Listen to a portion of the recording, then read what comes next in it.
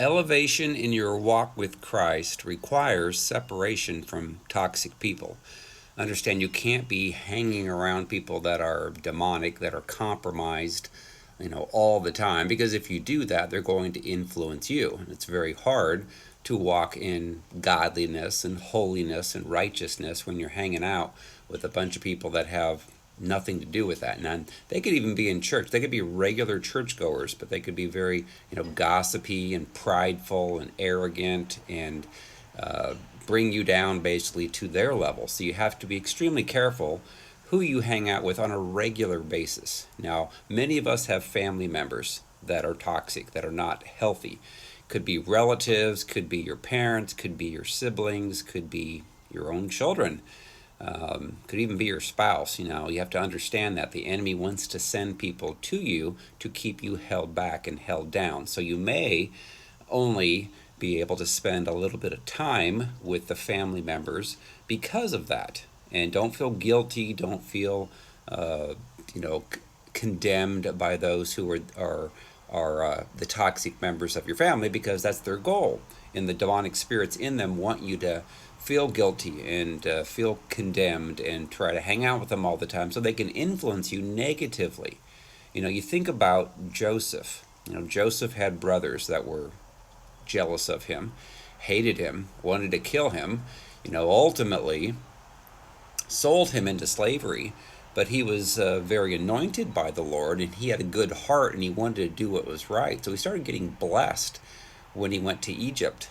And then he was taken advantage of by Potiphar, who he worked for, Potiphar's wife, who accused him, wanted sex with him, basically. And he did the right thing, ran away from her, but then she lied about him. Then he was put into prison for many years. Can you imagine being in prison and doing the right thing?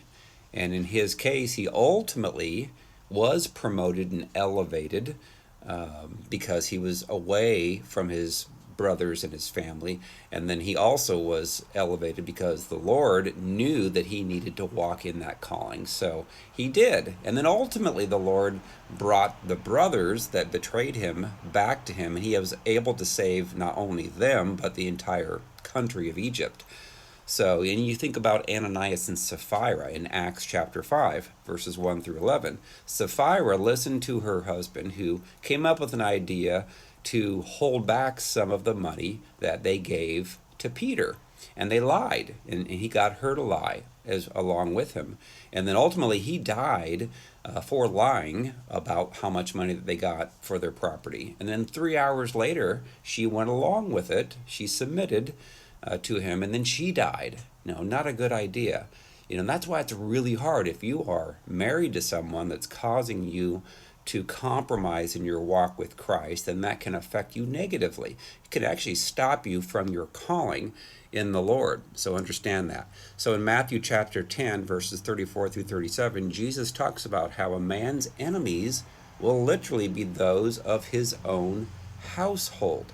So it could be your father, it could be your mother, it could be your sister, your children. And we cannot put other people before Christ, because if we do, we'll compromise our walk with the Lord, and that's not a good idea. And then Mark chapter 10, verses 28 through 31, it says, "Then Peter began to say to Jesus, 'See, we have left all and followed you.'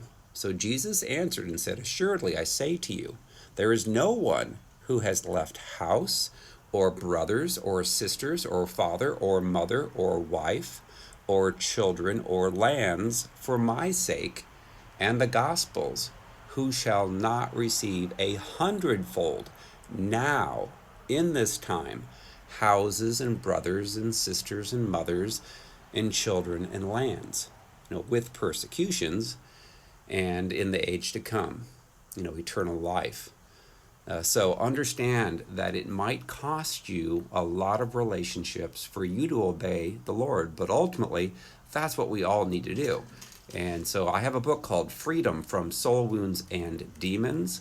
It's available on Amazon in paperback, Kindle, and Audible, helping thousands of people around the world to get their wounds healed from childhood, get delivered from their demonic spirits. They can walk in the fruit of the Spirit and walk in their calling with Christ.